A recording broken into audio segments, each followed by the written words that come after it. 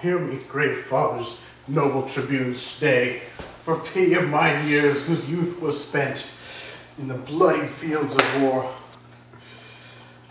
For all my blood in Rome's great quarrel shed, for all the frosty nights that I have watched, and for these bitter tears which you now see are filling the ancient crags of my cheeks. Be pitiful to my condemned sons, whose souls are not as corrupted as 'tis thought. For 22 sons I never wept, because they died in honor's lofty bed. For these tribunes in the dust I write, my heart's deep languor, and my soul's sad tears. Let my tears staunch the earth's dry appetite. My son's sweet blood will make it shame and blush. O earth, I will befriend thee more with rain. I shall distill from these 2 ancient urns, than youthful April shall with all his showers. In summer's drought I'll drop upon thee still. In winter with warm tears I will melt the snow. And keep eternal springtime on my face, so that thou refuse to drink my son's blood. O reverend tribunes, O great gentle aged men, unbind my sons, reverse the doom of death, and let me say that never wept before, my tears are now the prevailing orators. O noble father, you lament in vain. The tribunes hear you not, no man is by, and you recount your sorrows to a stone. Ah, Lucius, for thy brothers let me plead. Give to tribunes, for once I entreat of you. My gracious lord, no tribune hears you speak. Why, 'tis no matter, man. If they did hear, they would not mock. If they did not mock, they would not pity me.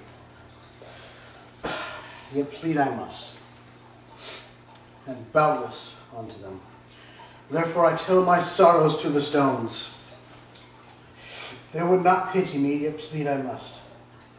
Who, though they cannot answer my distress, yet in some sort they are better than the tribunes. For they do not interrupt my tale. When I do weep, they humbly at my feet receive my tears and seem to weep with me.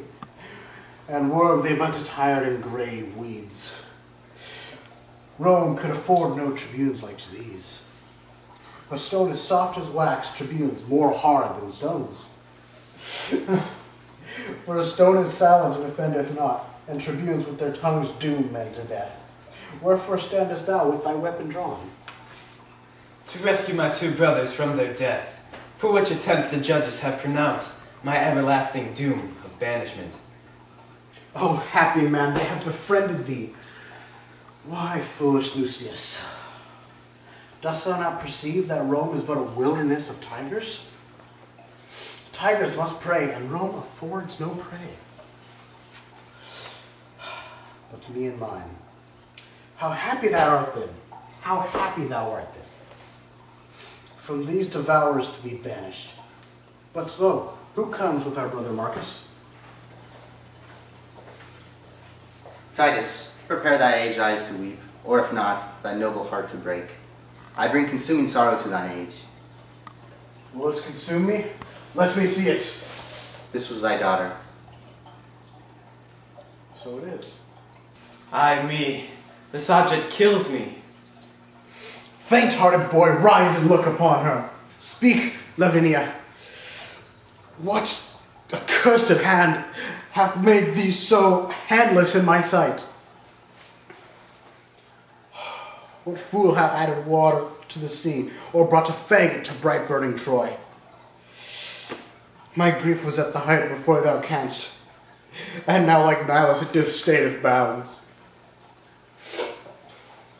Give me a sword, I'll chop off my hands too, for they have fought for Rome and all in vain, for they have nursed this woe in feeding life. In bootless prayer they have been held up, and they have served me to no effective use.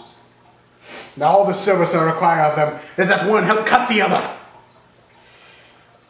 'Tis well, Lavania, that thou hast no hands. For hands to do Rome service is but vain. Speak, gentle sister. Who hath martyred thee? Oh, that delightful engine of her thoughts, that blabbered from them such pleasing eloquence, is torn from forth that pretty hollow cage, where, like a sweet melodious bird, it sung sweet, varied notes, enchanting every ear. Oh, say thou for her, who hath done this deed? Oh, thus I found her, straying in the park, seeking to hide herself, as doth the deer that hath received some unrecurring wound. It was my dear, and he that wounded her hath hurt me more than had he killed me. For now I stand as one upon a rock, environed of the wilderness of the sea, who marks the waxing tide grow wave by wave, expecting ever some envious surge will bring his British bowels to swallow him. This is the way death stands over wretched sons are gone. Here stands my other son, a banished man, and here my brother, weeping at his woes.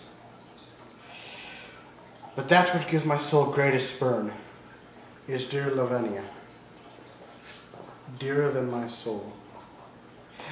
Had I but seen thy picture in this plight, it would have maddened me. What shall I do? Now I behold thy lively body so. Thou hast no hands to wipe away the tears, nor no tongue to tell me who has mitered thee.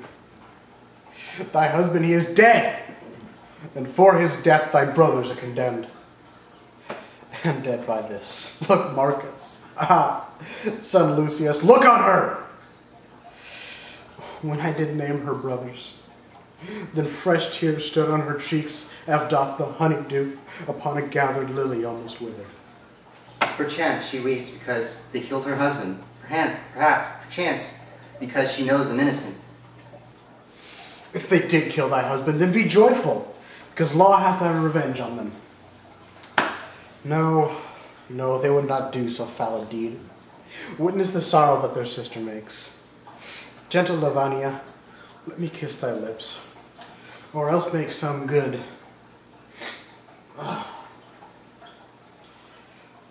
Or else make some good signs to how I may do these.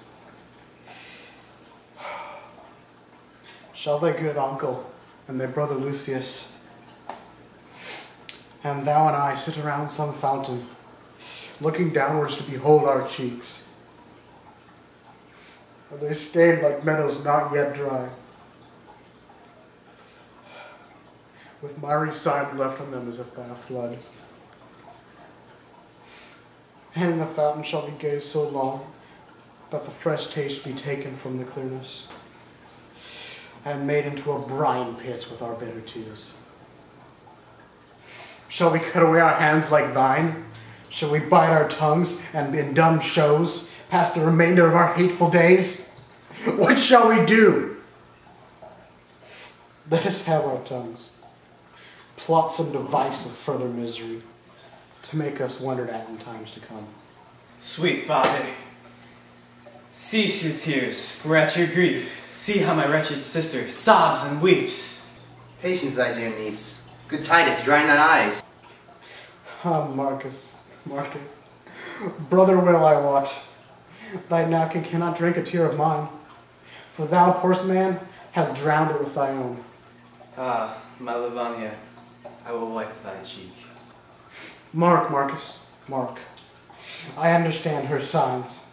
Had she tongue to speak, now she would say that her brother, to which I have said to thee, his napkin, with which his two true tears are all bewet, can do no service to her sorrowful cheeks. Oh, what a sympathy of woe is this, as far from help as limbo is from bliss.